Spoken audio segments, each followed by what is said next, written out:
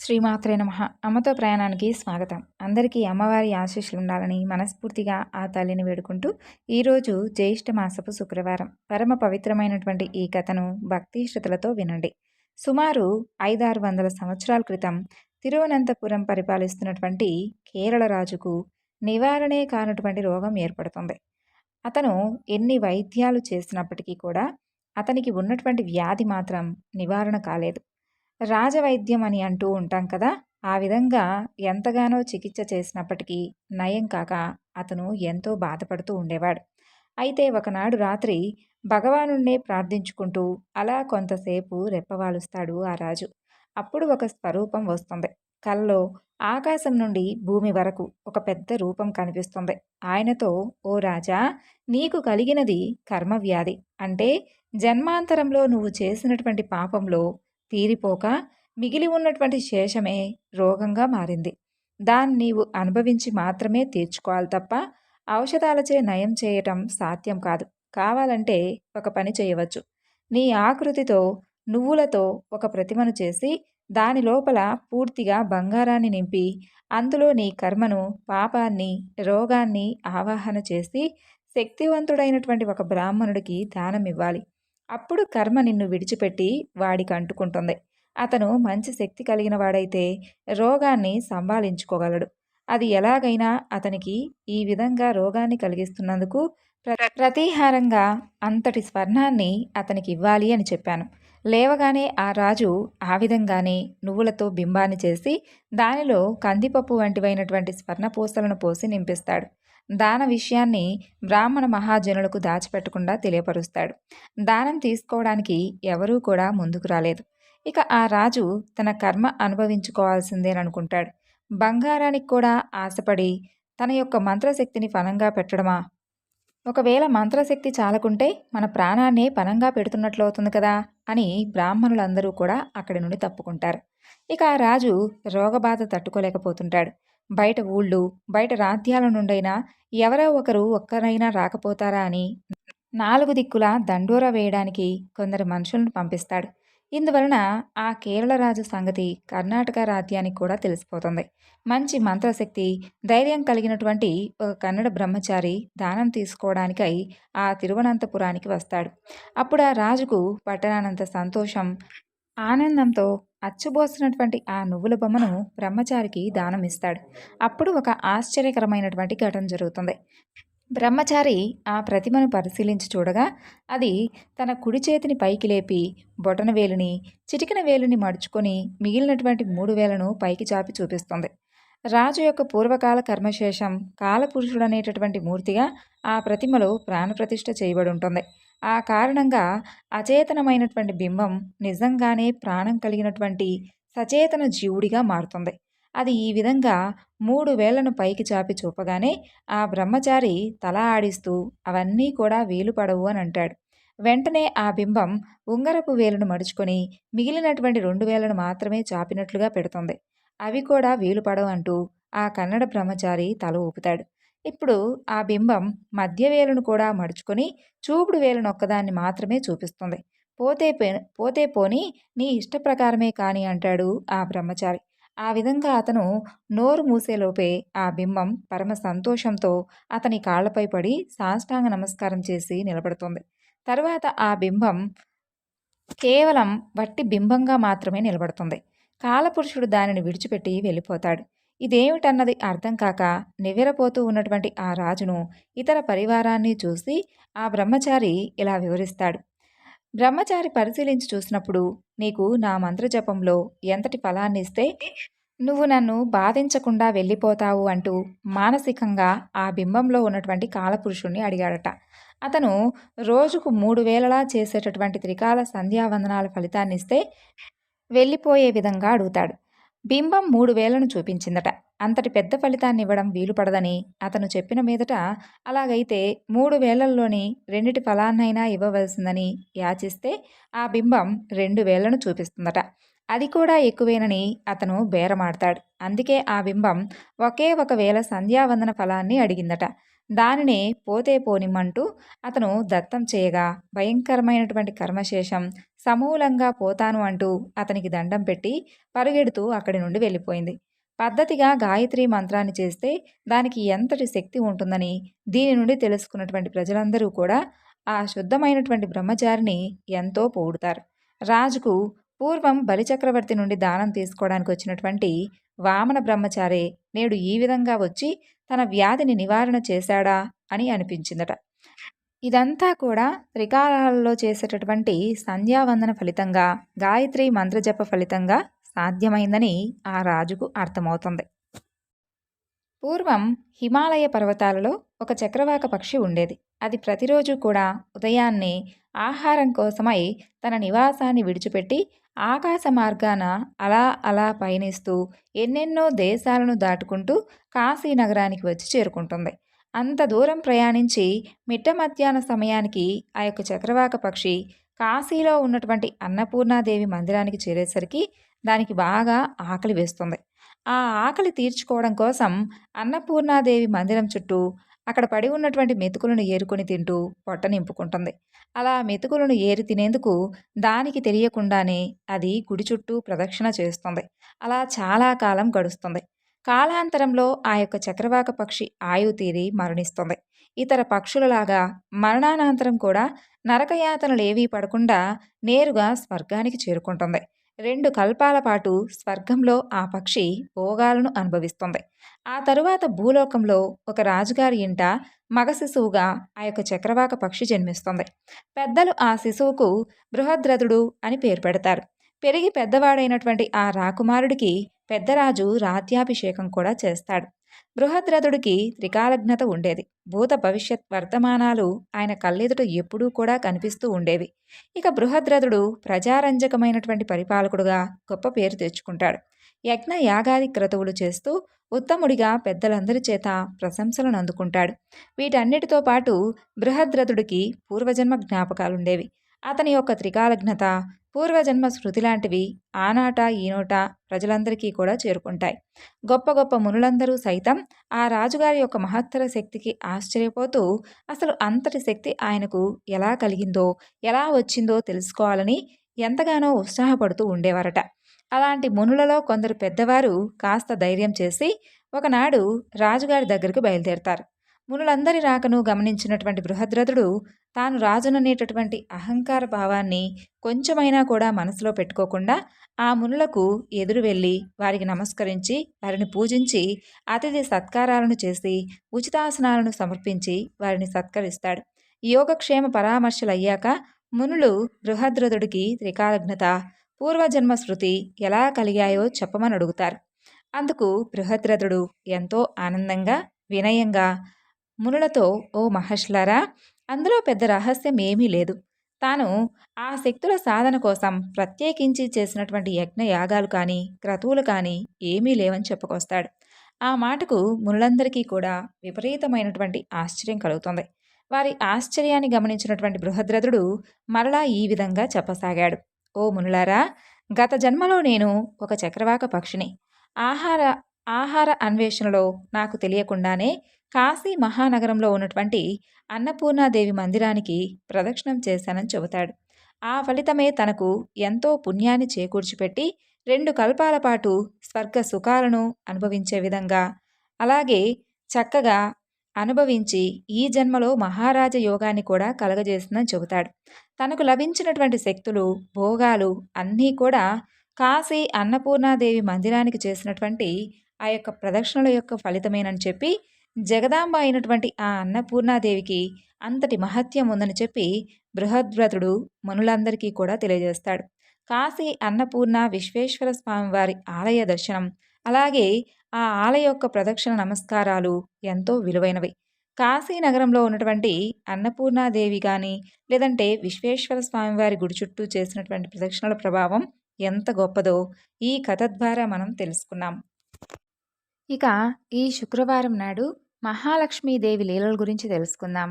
పూర్వకాలంలో అవంతి అనే నగరంలో సుబ్బిశెట్టి అనే వర్తకుడు ఉండేవాడు.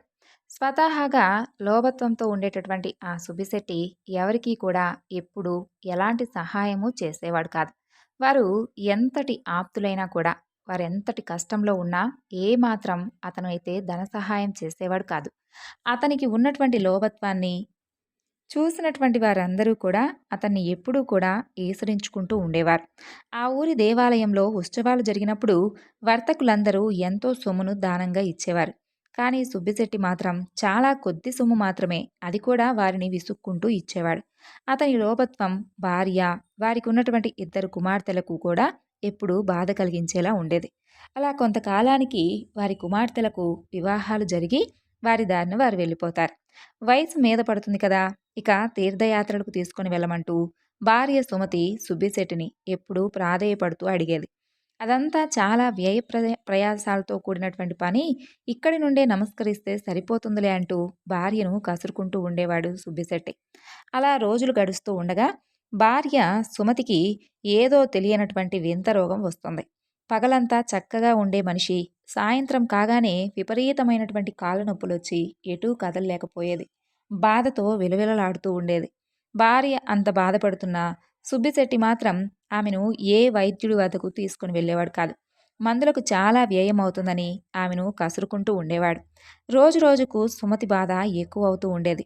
ఇది వరకు సాయంత్రానికి వచ్చే కాళ్ళనొప్పులు ఇప్పుడు మధ్యాహ్న సమయానికే రాసాగాయి. అంతేకాకుండా చేతులు కూడా విపరీతంగా నొప్పి చేయసాగాయి. ఏ వస్తువు ఇటు తీసి అటు పెట్టే ఓపిక లేకపోతుంది. భార్య ఇంత బాధపడుతున్నా సుబ్బిశెట్టి తనకేమీ పట్టనట్లుగా ఉండేవాడు. వైద్యుడి వద్దకు తీసుకుని వెళ్ళేవాడు కాదు. తల్లికి ఈ విధంగా ఉందని కనీసం కుమార్తెలకు కూడా కబురు కూడా చేసేవాడు కాదు. చెబితే వారందరూ కుటుంబాలతో సహా వచ్చి ఇంట్లో తిష్ట వేస్తారని, దానివలన ఎంతో సొమ్ము వ్యయం అవుతుందని భార్య సుమతిని ఈసడించుకుంటూ ఉండేవాడు. ఏ మందులు వాడకపోవడం వలన సుమతి ఆరోగ్యం నానాటికి క్షీణింపసాగింది. ఇక మంచం మీద నుండి కదిలే ఓపిక కూడా నశించింది. చూపు మందగించింది. ఆ విధంగా ఎన్నో బాధలు పడి చివరికి ఒకనాడు మరణించింది. ఈ కబురు ఊరి వాళ్ల ద్వారా తెలుసుకున్నటువంటి కుమార్తెలు హుటాహుటిన అక్కడకు వస్తారు. తండ్రి పిసినాడితనం వలన తల్లికి సరిగ్గా వైద్యం కూడా చేయించలేదని తెలుసుకొని ఎంతో బాధపడతారు. తండ్రిని ఎంతో ఏసడించుకుంటారు. భార్య చనిపోవడంతో సుబ్బిశెట్టిలో కొంత మార్పు వస్తుంది. చేసినటువంటి పాపాల వలన వ్యాపారం బాగా దెబ్బతింటుంది. కానీ అతనికి ఉన్నటువంటి లోభత్వం మాత్రం ఏమాత్రం తగ్గలేదు. కొన్ని నెలలు వ్యాపారం సరిగ్గా లేక చాలా నష్టం వచ్చి చివరకు ఉన్నటువంటి ఇల్లు కూడా అమ్ముకోవలసినటువంటి పరిస్థితి వస్తుంది. ఆ విధంగా ఊరి వారెవ్వరూ కూడా ఎటువంటి సహాయం చేయడానికి ముందుకు రాలేదు. చివరికి తినడానికి లేక పూట గడవక చాలా కష్టాలు పడ్డాడు. ఎంతో దర్జాగా బతికినటువంటి ఆ ఊరిలో ఇక ఉండలేనని చెప్పి భావించి ఒకనాడు అర్ధరాత్రి ఆ ఊరు విడిచిపెట్టి బయలుదేరతాడు. ఒంట్లో ఏమాత్రం ఓపిక లేదు. అయినా అలాగే చేతికర్ర సహాయంతో అడవిదారి బట్టి వెళ్తాడు. ఉదయానికే మరో ఊరికి చేరుకుంటాడు. అక్కడ కూడా 2 రోజులు ఉండి ఆ ఊరి వారు కూడా తనను గుర్తించడం వలన అవమాన భారం భరించలేక అక్కడి నుండి ఒకనాడు అర్ధరాత్రి ఊరు విడిచిపెట్టి వెళ్ళిపోతాడు. కొంత దూరం వెళ్ళగానే అడవి వస్తుంది. అక్కడ అంతా చీకటిగా ఉంటుంది. సరిగా తిండి కూడా లేకపోవడం వలన నడక కూడా సరిగ్గా రావడం లేదు అతనికి. అంతలో ఒక్కసారిగా ఎదురుగా ఎలుగుబంటి కనిపిస్తుంది. ఇక సుబ్బిశెట్టి పై ప్రాణాలు పైనే పోతాయి. ఎలుగుబంటి భీకరంగా అరుస్తూ సుబ్బిశెట్టిపై తూకపోతుంది. ఒక్కసారిగా జరిగినటువంటి ఆ పరిణామానికి సుబ్బిశెట్టి ఒళ్ళు జలధరిస్తుంది. ప్రాణాలు అరచేత పట్టుకొని పరుగులంఘించుకుంటాడు. కాళ్లకు ముళ్ళు గుచ్చుకుంటున్నా లెక్క చేయకుండా ఒంట్లో లేనటువంటి ఓపిక తెచ్చుకొని పరిగెడుతూ ఉంటాడు. ఎలుగుబంటి కూడా భీకరంగా అరుస్తూ అతని వెనకే వస్తూ ఉంటుంది. అలా కొంత దూరం వెళ్ళిన తర్వాత సుబ్బిశెట్టికి ఒక పాడుబడినటువంటి భవనం కనిపిస్తుంది. ఒక్కసారిగా లోపలికి పరిగెత్తి ఏమాత్రం కూడా శబ్దం చేయకుండా దాక్కుంటాడు. లోపలంతా కటిక చీకటిగా ఉంటుంది. అయినా కిక్కురుమనకుండా దాక్కుంటాడు. ఎలుగుబంటి కాసేపు చుట్టుపక్కల తిరిగి తన దారిన తాను వెళ్ళిపోతుంది. ఆ చీకట్లో సుబ్బిశెట్టి దాక్కున్నది ఒక పురాతన ఆలయం. ఇంతకు మునుపు ఎలుగుబంటి భయం చేత ఇక వేరే భయం తోచలేదు అతనికి. కానీ ఇప్పుడు చూస్తే కటిక చీకట్లో కూర్చోవాలంటే సుబ్బిశెట్టికి విపరీతమైనటువంటి భయం వేస్తుంది. నెమ్మదిగా అటూ ఇటూ తడుముతూ 2 చెకుముకి రాళ్లను సంపాదించి వాటితో కొంత వెలుగు రాగానే ఎదురుగా చూసినటువంటి దృశ్యానికి అతనికి ఆశ్చర్యం కలుగుతుంది. ఆ వెలుగులో మహాలక్ష్మీదేవి విగ్రహం కనిపిస్తుంది. తాను ఉన్నది మహాలక్ష్మీదేవి ఆలయమని అప్పుడు అర్థమవుతుంది. పాడుబడి ఎవరూ కూడా పట్టించుకోక శిథిలావస్థలో ఉందని చెప్పి తెలుసుకుంటాడు. ఎంతో బూజు పట్టి ఉంటుంది. చీకటిగా ఉండడం వలన అమ్మవారి విగ్రహాన్ని చూసి భయపడతాడు. నిత్య ధూప దీప నైవేద్యాలు లేకపోవడం వలన విగ్రహం చూపులను భయపెట్టేలా ఉంటుంది. ఏ విధంగానైనా అక్కడ దీపం వెలిగించుకోకపోతే తాను ఉండేలా అతనికి అనిపించలేదు. అలాగని బయటకు వెళ్దామంటే ఎలుగుబంటి భయం. అటూ ఇటూ చూసినటువంటి సుబ్బిశెట్టికి అదృష్టం కొద్దీ ఒక పాత నూనె సీసా డబ్బా కనిపిస్తుంది. దానిని తీసి పక్కనే ఉన్నటువంటి ఒక పాత గుడ్డతో దీపం వలె వెలిగిస్తాడు. హమ్మయ్య అనుకుంటాడు. ఆ కాంతి వలన సుబ్బిశెట్టికి కొంత ధైర్యం వస్తుంది. పరిగెత్తి పరిగెత్తి అలసిపోయి ఉండడం వలన గోడ కానుకొని కూర్చున్నటువంటి సుబ్బిశెట్టికి బాగా గాఢమైనటువంటి నిద్ర పడుతుంది. ఇక నిద్రలో ఉన్నటువంటి సుబ్బిశెట్టికి కలలో మహాలక్ష్మీదేవి దర్శనమిస్తుంది. ఆ తల్లి సుబ్బిశెట్టితో ఇలా అంటుంది. ఓయి, నీవు జీవితంలో ఎన్నో పాపాలు చేశావు. మితిమీరినటువంటి లోభత్వంతో చివరకు కట్టుకున్నటువంటి భార్యను కూడా పోగొట్టుకున్నావు. ఎవరికీ కూడా గుప్పెడు బియ్యం కూడా దానం చేసింది లేదు. కానీ ఈరోజు నీవు నా దేవాలయంలో దీపం వెలిగించడంతో నీకున్నటువంటి పాపాలన్నీ నశించాయి. ఎన్నో సంవత్సరాలుగా ఈ దేవాలయాన్ని ఎవరూ పట్టించుకోలేదు. ఇన్నాళ్ల తర్వాత నువ్విక్కడ దీపం వెలిగించడంతో నిన్ను నేను అనుగ్రహించాను. కాబట్టి ఈ పుణ్యకార్యంతో నువ్వు చేసినటువంటి పాపాలన్నీ కూడా తీరిపోయాయి. ఇవిగో ఈ బంగారు నాణేలను తీసుకో. వీటితో ఇక ముందు సంతోషంగా ధర్మపదంలో జీవిస్తూ కాలం గడపవలసింది అని చెబుతుంది. తెల్లవారుగానే సుబ్బిశెట్టికి మెలకువ వస్తుంది. ఒక్కసారిగా ఆ రాత్రి తనకు వచ్చినటువంటి కల గుర్తుకొస్తుంది.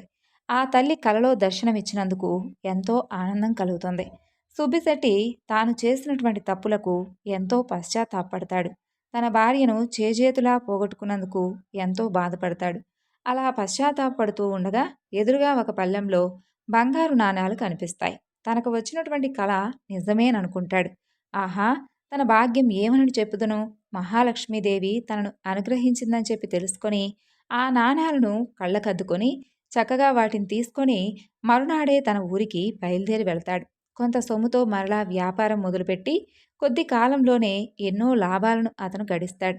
తనను అనుగ్రహించినటువంటి మహాలక్ష్మీదేవి ఆలయాన్ని ఎంతో అద్భుతంగా పునర్నిర్మిస్తాడు. మహాలక్ష్మీదేవికి ఎన్నో దివ్యమైనటువంటి ఆభరణాలను కూడా చేయిస్తాడు.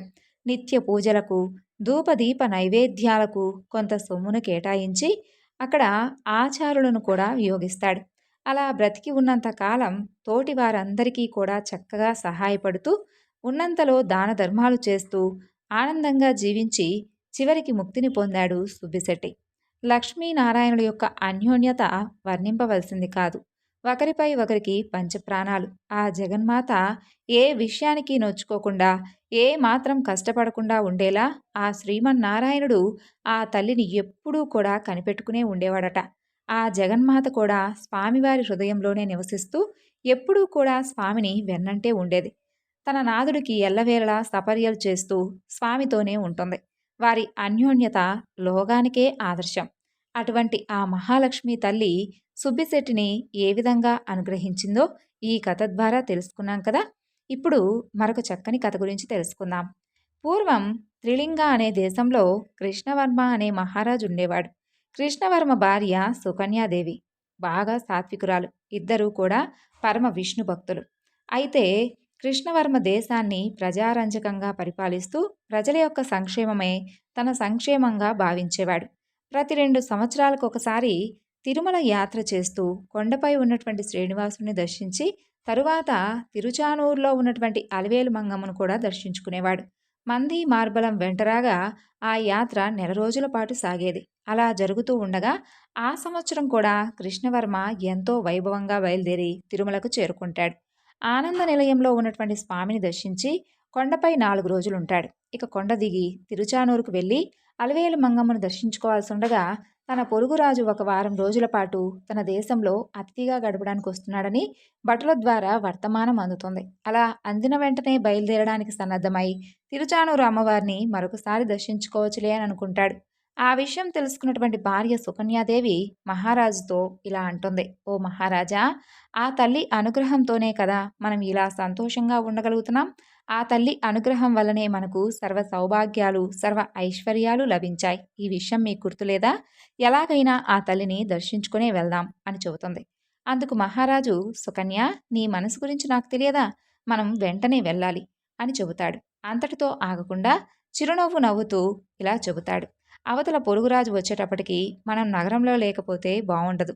మనం వెంటనే వెళ్ళాలి అంటూ ఆ జగన్మాత మన ఇంట్లోనే ఉండనే ఉంది కదా అని అంటాడు. ఆ మాటలు అసంకల్పితంగా అన్నవి అయినప్పటికీ ఆనంద నిలయంలో ఉన్నటువంటి స్వామివారికి ఆగ్రహం కలిగించేలా చేస్తుంది. మహారాజు చెప్పినటువంటి మాటను కాదనలేక, ఎదురు చెప్పేటటువంటి ధైర్యం కూడా చేయలేక సుకన్య మారు మాట్లాడలేదు. వెంటనే తిరిగి బయలుదేరి నగరానికి చేరుకుంటారు. తన ప్రియసఖి అయినటువంటి శ్రీదేవిని ఉపేక్షించినందుకు కృష్ణవర్మపై శ్రీమన్నారాయణుడి వారికి ఎంతో ఆగ్రహం కలుగుతుంది. ఆ ఆగ్రహం ఫలితంగా మహారాజు తన యొక్క సర్వ ఐశ్వర్యాలను కోల్పోతాడు. కొందరు పొరుగురాజులు దండెత్తి త్రిలింగ దేశాన్ని ఆక్రమించుకుంటారు. కృష్ణవర్మ భార్యతో సహా తప్పించుకొని అడవుల్లోకి పారిపోతాడు. అలా సర్వము కోల్పోయి కట్టుబెట్టలతో మిగులుతున్నటువంటి ఆ రాజదంపతులు అడవుల్లో కందమూలాలను భుజిస్తూ చాలా దీనమైనటువంటి స్థితిలో జీవితాన్ని గడుపుతూ ఉంటారు. ఆ విధంగా అసలు ఎందుకు జరిగిందో వారికి అర్థం కాలేదు. ఒకనాడు వారికి ఒక మునీశ్వరుడు ఎదురుపడతాడు. అప్పుడు ఆ దంపతులు ఆ మునీశ్వరుడికి వారి యొక్క దీన పరిస్థితిని వివరిస్తారు. ఈ కష్టాల నుండి బయటపడేటటువంటి మార్గాన్ని అనుగ్రహించవలసింది అంటూ వేడుకుంటారు. అప్పుడు ఆ మునీశ్వరుడు కళ్ళు మూసుకొని ఆ దంపతులతో ఇలా అంటాడు. మహారాజా, మీరు ఒకనాడు అనాలోచితంగా అన్న మాటే మిమ్మల్ని, మీ భార్యను ఈ స్థితికి తీసుకువచ్చేలా కారణమైంది. ఆ రోజు మీరు తిరుచానూరులో పద్మావతి అమ్మవారిని దర్శించకుండా వెనుతిరిగి వెళ్ళిపోయారు కదా. అంతేకాకుండా ఆ తల్లి మా ఇంట్లో ఉండగా ఇక ప్రత్యేకంగా ఆమెను కొలిచేదేముంది అనే భావన వచ్చేలాగా మీరు మాట్లాడారు. ఈ మాటలకు ఆమె ప్రియవల్లభుడైనటువంటి శ్రీమన్నారాయణుల వారికి ఆగ్రహం కలిగింది. తన ప్రియసఖిని నిర్లక్ష్యం చేసినందుకు మీపై ఆగ్రహం కలిగింది. అందువల్లే మీరు సర్వం కోల్పోయి ఈ పరిస్థితికి వచ్చారు. మీకు తిరిగి మరలా మంచి రోజులు కనుక రావాలి అంటే మీరు 40 రోజుల పాటు ఆ జగన్మాతను సేవిస్తూ అక్కడే ఉండాలి. కాబట్టి అప్పుడు ఆ తల్లి అనుగ్రహించి శ్రీమన్నారాయణుల వారు కూడా సంతోషించి మీకు మరలా మునుపటి వైభవాన్ని కలుగజేస్తారని చెబుతాడు ఆ మునీశ్వరుడు. అదంతా విన్నటువంటి ఆ రాజదంపతులు ఆ మునీశ్వరుడికి నమస్కరించి ఆ మరునాడే బయలుదేరి తిరుచానూరుకు చేరుకుంటారు. అయితే వారి జుట్టు బాగా పెరిగి బట్టలు కూడా సరిగ్గా లేకపోవడం వలన అక్కడ ఉన్న వారందరూ కూడా ఆ రాజదంపతులను ఎవ్వరూ గుర్తుపట్టలేదు. ఇక వీరు వేరే దేశం నుండి ఏమైనా వచ్చినటువంటి భక్తులేమోలే అని చెప్పి భావిస్తారు. ఆ రాజదంపతులు ఇద్దరూ 40 రోజులు అక్కడే ఉండి రోజు ఆలయంలో ఉన్నటువంటి జగన్మాతను సేవిస్తూ ఆనందంగా అక్కడే గడిపారు. వారు చేస్తున్నటువంటి ఆ యొక్క కఠోర దీక్షకు లక్ష్మీనారాయణుడు ఎంతో ఆనందిస్తారు. వారి అనుగ్రహంతో తిరిగి వారికి రాజ్యాధికారం వచ్చి సర్వ సౌభాగ్యాలు వారికి చేకూరుతాయి. ఆ జగన్మాతను ఈ విధంగా పొగుడుతారు. ఓ జగన్మాత, నీవు నిజంగా జ్ఞానస్వరూపినివే తల్లి. నువ్వున్నటువంటి చోటంతా కూడా సర్వ సౌభాగ్యాలు ఉంటాయి. సమస్త సంపదలకు మూలకారకురాలమైనటువంటి ఓ తల్లి, నీకివే మా నమస్కారములమ్మా. తల్లి, నువ్వు కైలాసంలో పార్వతీదేవిగా ఉంటావు. పాలసముద్రంలో పుట్టినటువంటి సింధు కన్యగా ఉంటావు. స్వర్గంలో చూస్తే స్వర్గలక్ష్మిగా ఉంటావు. భూలోకంలో లక్ష్మీదేవిగా ఉంటావు. వైకుంఠంలో శ్రీ మహాలక్ష్మిగా ఉంటావు. ఇక బ్రహ్మలోకంలో వాగ్దేవి రూపంలో సరస్వతిగా ఉంటావు. గంగగా తులసిగా భాసిస్తూ ఉన్నటువంటి ఓ జగన్మాత, నీకివే మా నమస్కారములమ్మా. ఓ నారాయణి, నీకివే మా ప్రణామములు. ఓ హరిప్రియ, నీకివే మా నమస్కారములు అంటూ ఆ రాజదంపతులు ఆ తల్లిని వేవేల స్తుతించి ఉన్నంతకాలం సంతోషంగా ఆ తల్లిని కొలుచుకుంటూ ఆనందంగా గడిపి చివరికి ముక్తిని పొందారు. ఈరోజు ఈ వివరణ మీ అందరికీ కూడా నచ్చింది అనుకుంటున్నానండి. మరొక చక్కని వివరణతో మరలా కలుసుకుందాం. అంతవరకు నమస్కారం. సర్వం శ్రీ లలితార్పణమస్తు. స్వస్తి.